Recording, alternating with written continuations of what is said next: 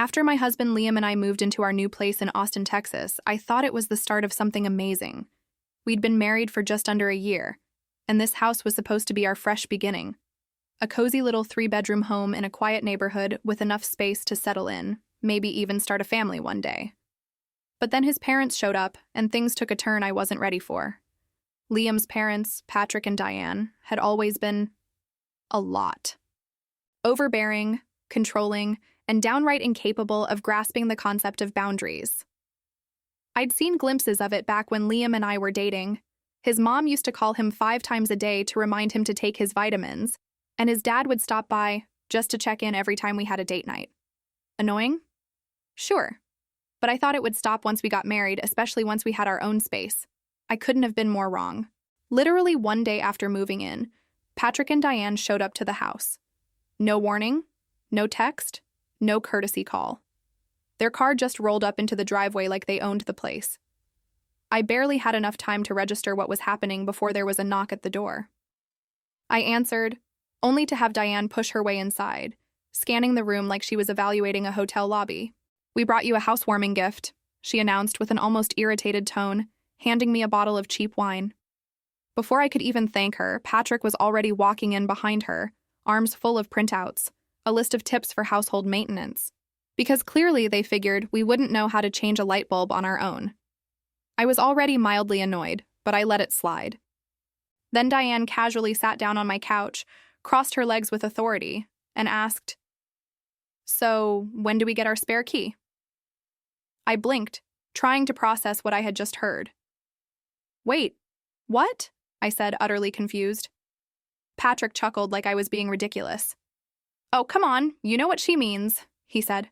"Of course we need a key, just for emergencies." "Emergencies?" I echoed, eyebrows raised. Diane chimed back in matter-of-factly. "Yes, like if something happens. If we need to water your plants.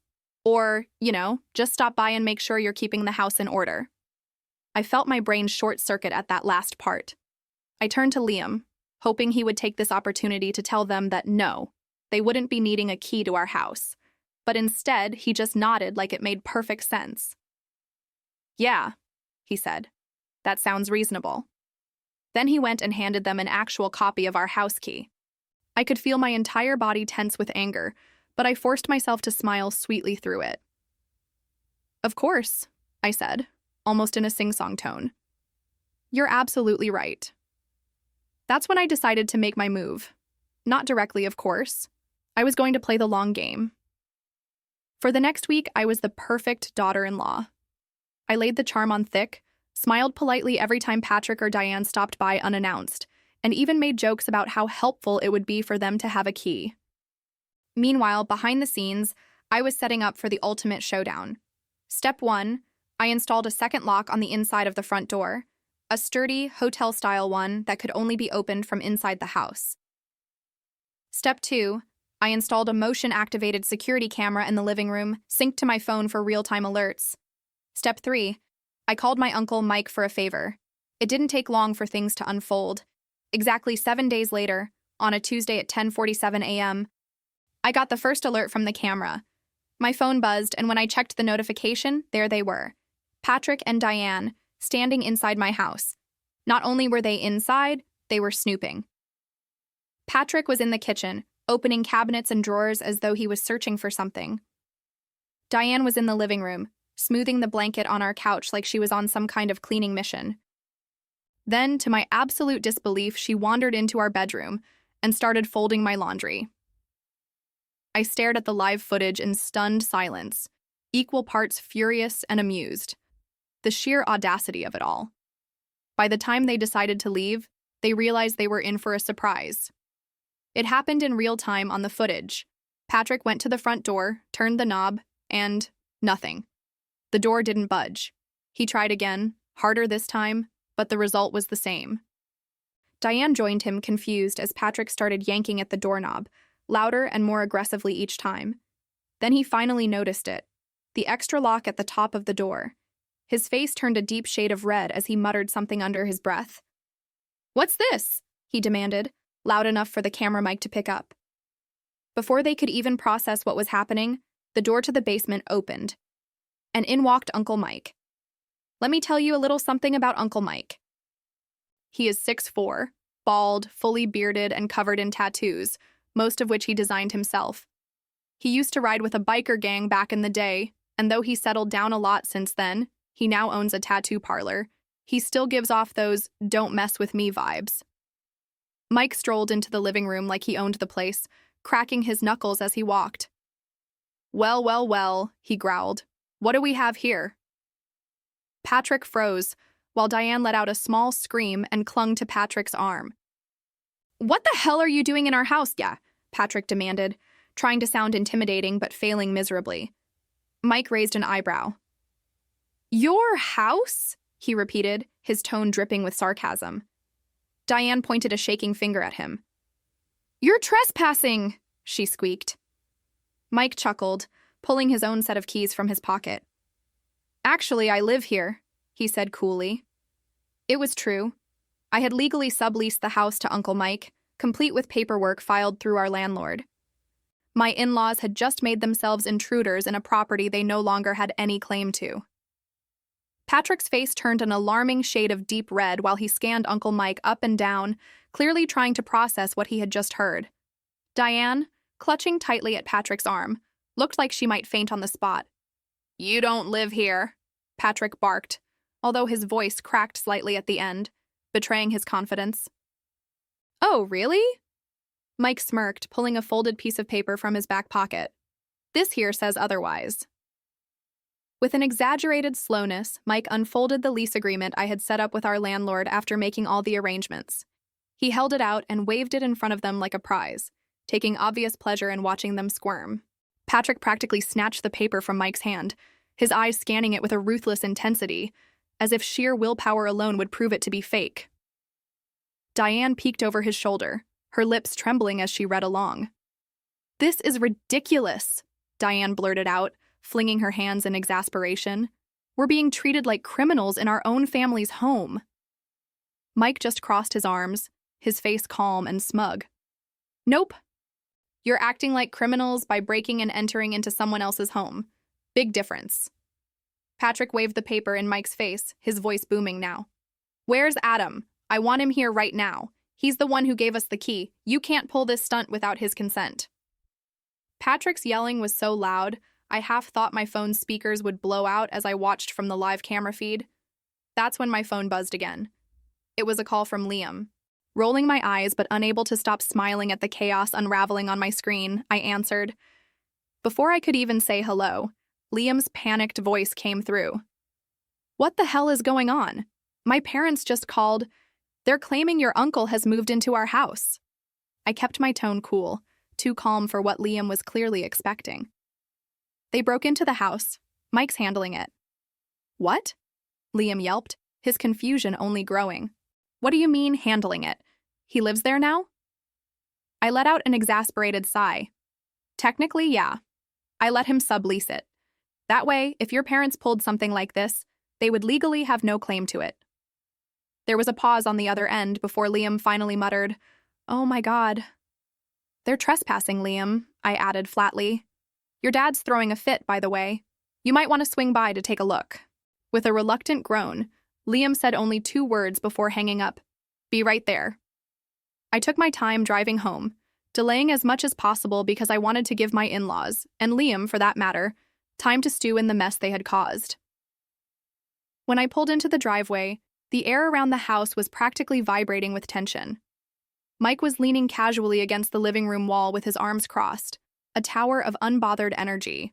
Diane sat stiffly on the couch, her arms folded so tightly across her chest it looked painful. Patrick stood angrily by the front door, pacing back and forth. Meanwhile, Liam had arrived just before me and was in the middle of what looked like a heated discussion with his parents. Good to see the family bonding time is going well, I quipped as I stepped inside, dropping my bag onto the counter. Patrick turned to face me, his eyes blazing. You think this is funny? His voice was low and dangerous, the kind of tone someone uses when they've officially reached their breaking point.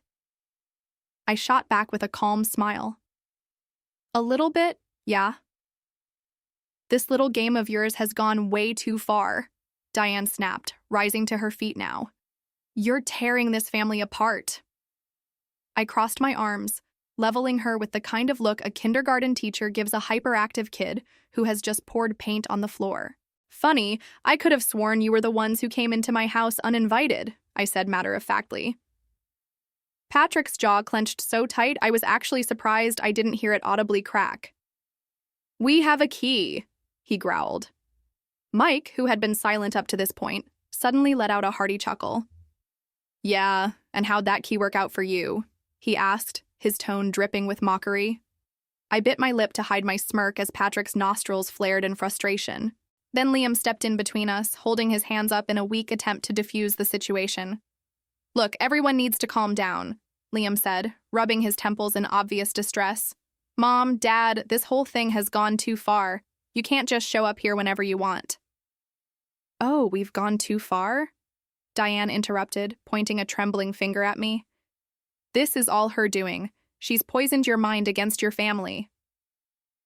I felt my face flush, and not because I was upset. I was holding back laughter. The dramatics were just too much. Poisoned his mind? I echoed, my tone dripping with sarcasm. Yeah, because wanting privacy in our own home must be some kind of brainwashing technique. Patrick, meanwhile, was still seething. He jabbed a finger toward Mike. I want this clown out of here immediately. Mike pushed off the wall and took a slow step forward, his sheer presence so intimidating that Patrick noticeably took a step back. Careful who you're calling a clown, old man, Mike said, his voice calm but with an edge sharp enough to cut glass. All right, stop, Liam finally yelled, effectively halting all the bickering. Look, Dad, Mom, this is over. You're not getting a key, you're not letting yourselves into our house. And if you ever try something like this again... He paused, swallowing hard before forcing out the rest. I'll take legal action. You could have heard a pin drop in the room after that.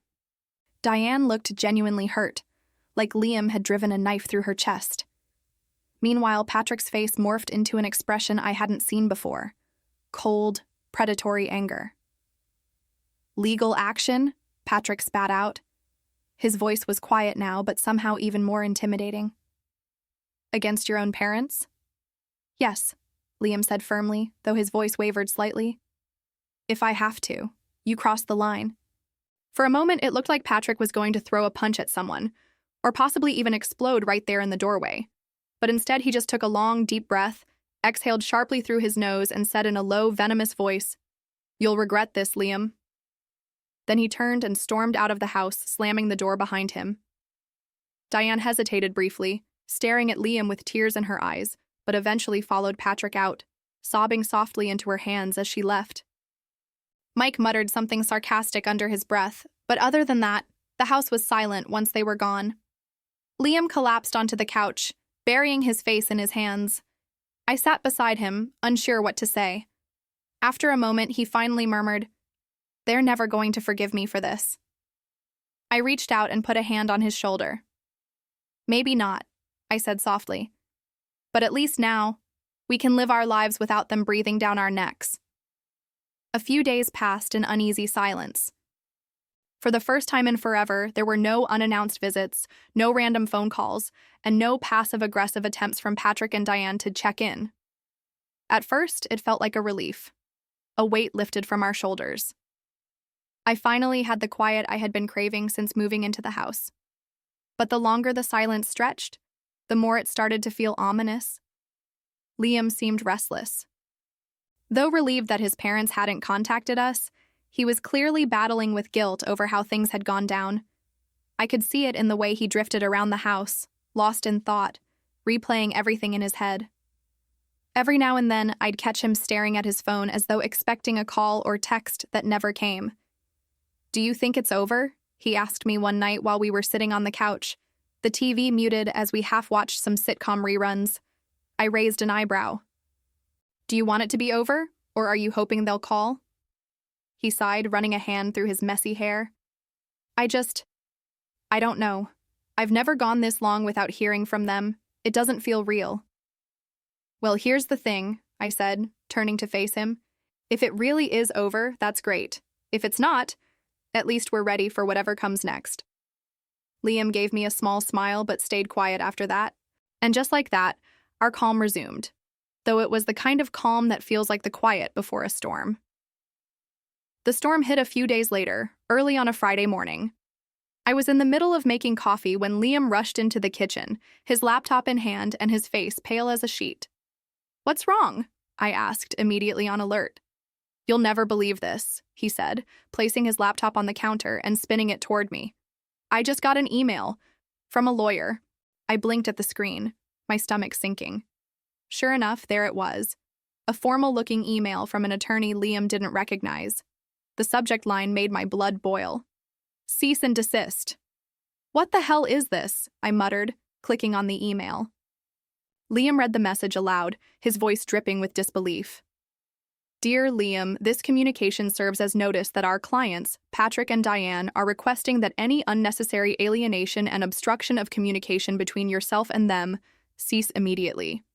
Per their legal right as your parents, they demand that your relationship be returned to its regular and expected nature, including restored access to visitation, correspondence, and familial interactions." I stared at the screen, my jaw hanging open. Are they serious right now? Liam let out a bitter laugh. "Apparently, they think they can legally force me to talk to them."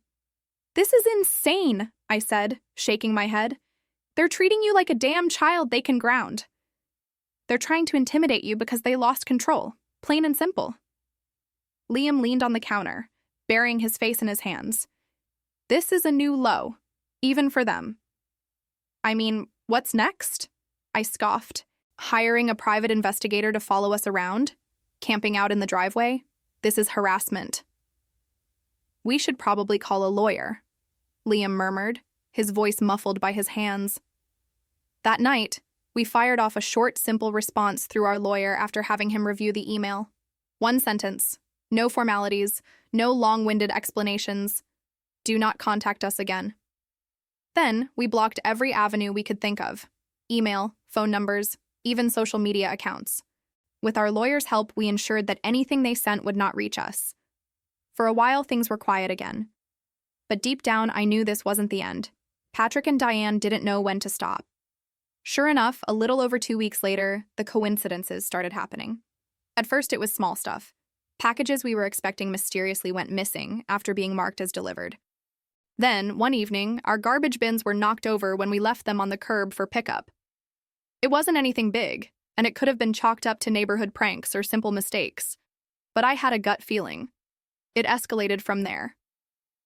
One night, Liam and I were watching TV when we heard a scraping sound outside. We paused the show and stared at each other. He muted the TV, then slowly walked to the front door to peek through the peephole. He froze.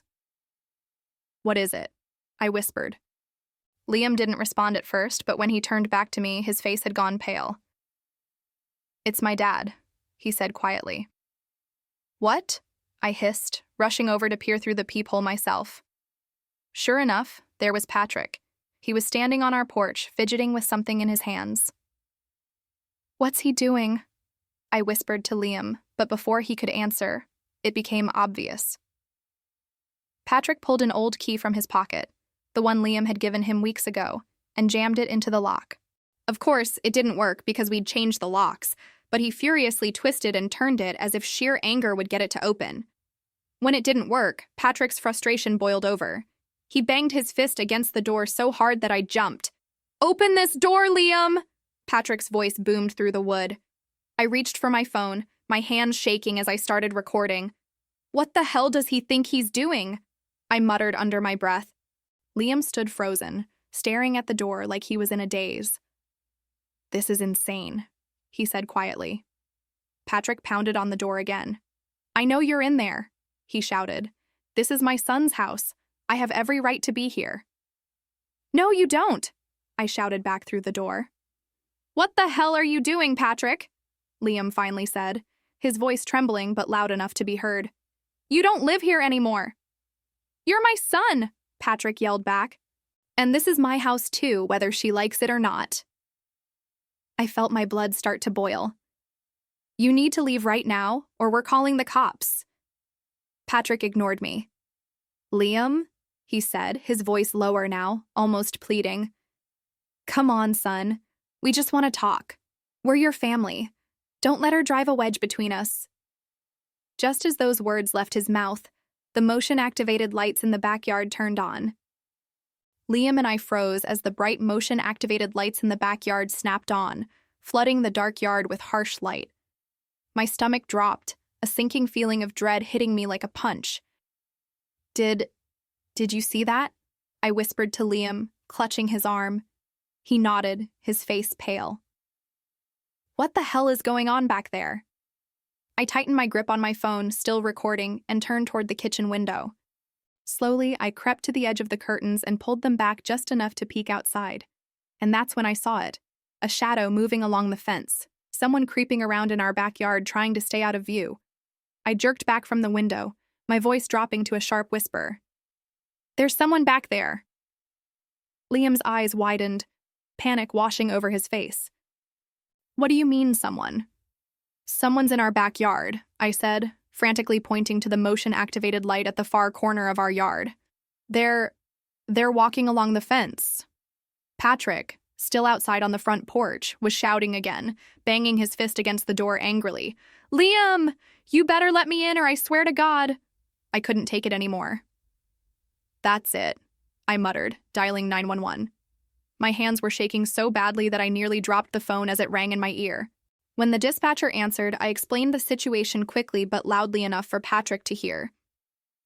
Yes, someone is trying to break into our house. One person is outside on the porch, pounding on the door, and there's another person in the backyard. Patrick must have heard me because he stopped banging on the door for a moment. Then, instead of backing down, he yelled even louder. You called the cops on your own father? His voice was filled with disbelief, as if he genuinely couldn't comprehend what was happening. Yes, Patrick, I did, I shouted through the door. You're trespassing, you're harassing us, and you're scaring me. Leave before this gets worse for you. But he didn't leave. Of course he didn't. Meanwhile, the dispatcher assured me that officers were on the way and told us to stay inside with the doors locked. I sat on the couch with Liam, our backs pressed against the wall, and waited. The seconds stretched painfully. I was still gripping my phone, scrolling to the live feed from our security cameras, when I saw the figure in the backyard again. The angle wasn't great, but I could make out enough details to recognize who it was. Diane. What the actual hell? I hissed, turning the phone so Liam could see. He leaned in, squinting at the screen before letting out a deep sigh. Of course it's her, he muttered bitterly. Who else would sneak around in the middle of the night holding who knows what and trying to look innocent? If she so much as tries anything, I started, but before I could finish, the sound of sirens filled the air.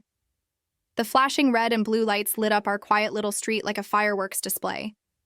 2 police cars rolled up, blocking our driveway, and 2 officers stepped out quickly, heading straight for our front porch. Their presence changed the entire atmosphere almost instantly. Patrick's shouting stopped mid-sentence, and I could hear Diane's footsteps from the backyard suddenly stop as well. Through the peephole, I watched as one of the officers approached Patrick. Sir, she said firmly, can you explain what you're doing here? Patrick raised both hands, playing innocent so fast it made my head spin. His voice came out softer, dripping with fake charm. Oh, officers. This is all a big misunderstanding. This is my son's house, my family's house, and I was just trying to have a conversation with him, that's all. The officer frowned. Your son called us and said you're trespassing. Patrick quickly shook his head, his hands gesturing dramatically. No, that's not true. Liam gave us a key to the house. It's all perfectly innocent. I rolled my eyes so hard I thought I'd strain something. What he conveniently left out was that the key no longer worked because we'd changed the locks.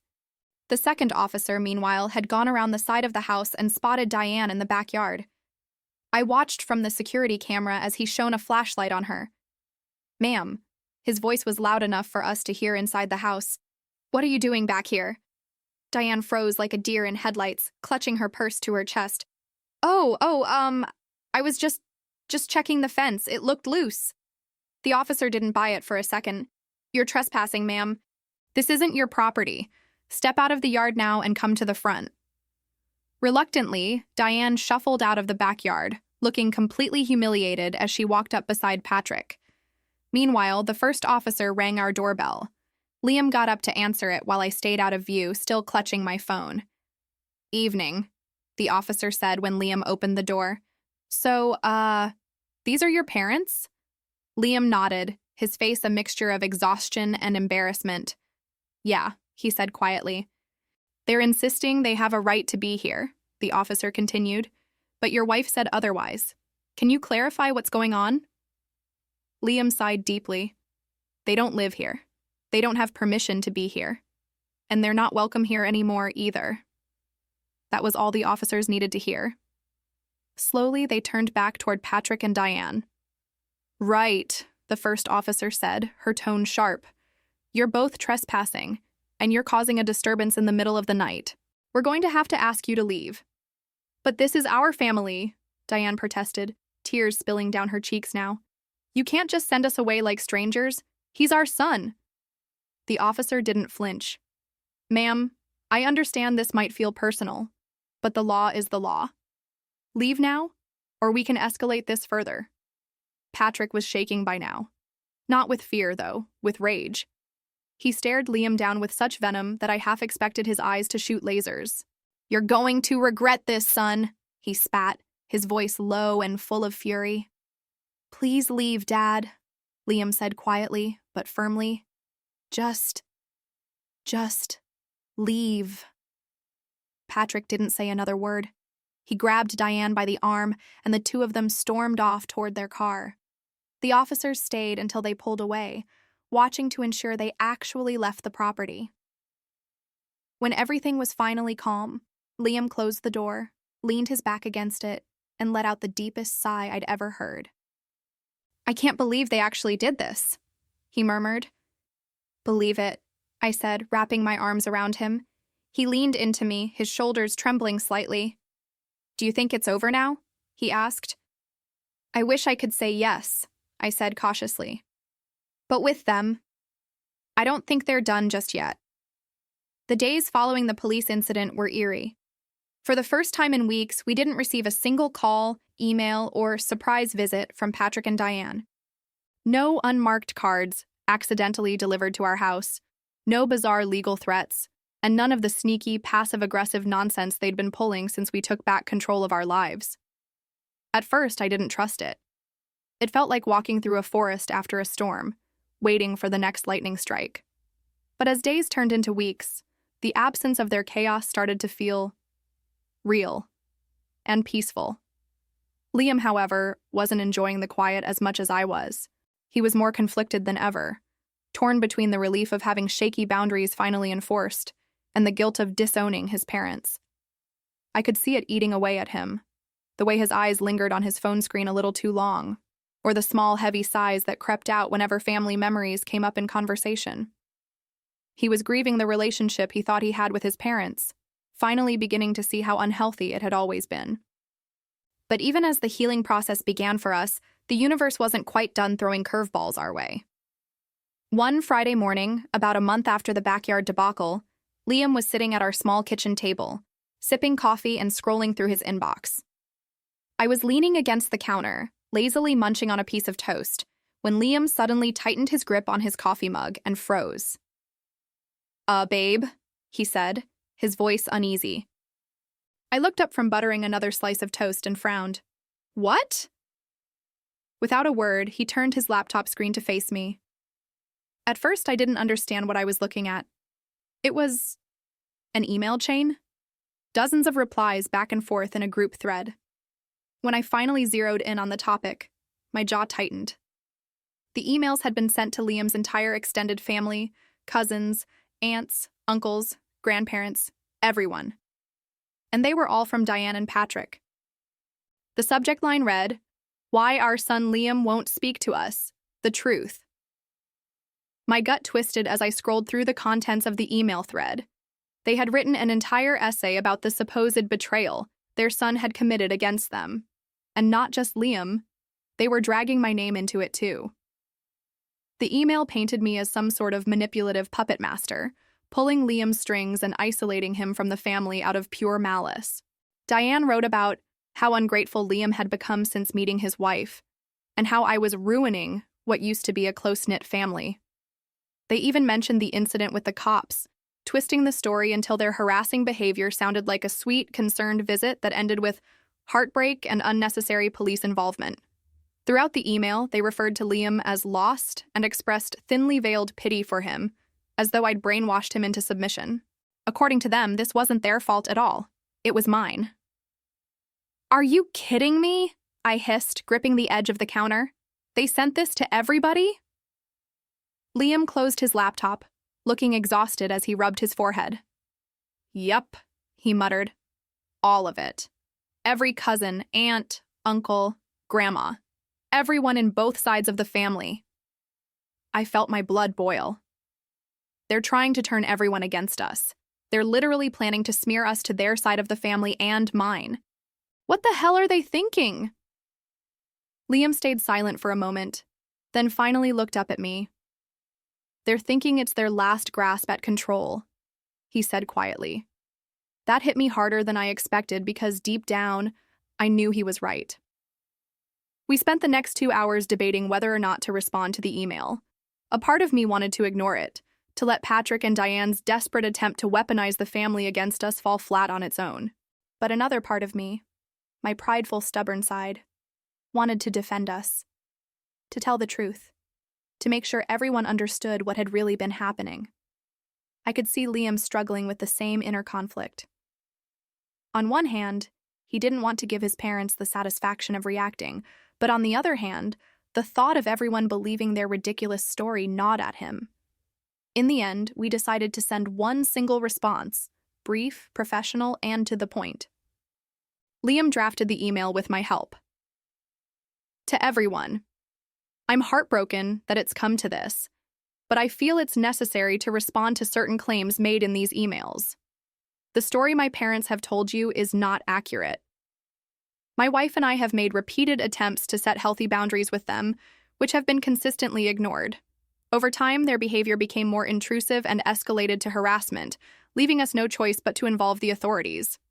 While this is an incredibly personal and painful situation, I want to emphasize that after much reflection, I stand by the decisions I've made to ensure peace in our home and our marriage. I won't go into more detail here out of respect for everyone's individual relationship with my parents. However, I ask that you take any further accusations with caution and consider that there are always two sides to every story. Thank you for understanding. Liam." Once it was sent, Liam exhaled deeply, leaning back in his chair like he'd just come down from a fight. "What now?" I asked gently, watching him for a reaction. "Now," he said, shrugging a little. "Now I wait for the fallout." And sure enough, the fallout came. Over the following weeks, the split between the family became impossible to ignore. A few people, mostly cousins close to Liam's age, reached out to privately express their support, saying they had noticed Patrick and Diane's behavior before and fully understood why we had made our decision. Others, especially the elders in the family, seemed more inclined to side with Patrick and Diane, believing the warped, self-pitying narrative they had spun. Unsubtle comments and passive-aggressive remarks started showing up on Facebook posts or in group chats. It wasn't outright hostility, but it was clear that certain people no longer looked at Liam the same way. The divide hurt, but ultimately it didn't matter. Liam and I knew the truth. We knew what we were fighting for: peace, respect, and a life free from manipulative control. One evening, a couple of months after the worst of the drama had blown over, I found Liam sitting on the porch, quietly sipping a beer. When I joined him, he turned to me with a soft, tired smile. "You know," he said, "I used to think cutting ties with them would make me feel guilty for the rest of my life. But now?" I tilted my head. "Now what?" I asked. He looked down, then back up at the quiet street ahead of us. "Now I feel free," he said simply. I reached out, squeezing his hand. "Because you are," I said softly. We sat there for a while, neither of us saying much as the sun set over our quiet neighborhood. And in that moment, I knew, no matter what, we'd be okay. We had won.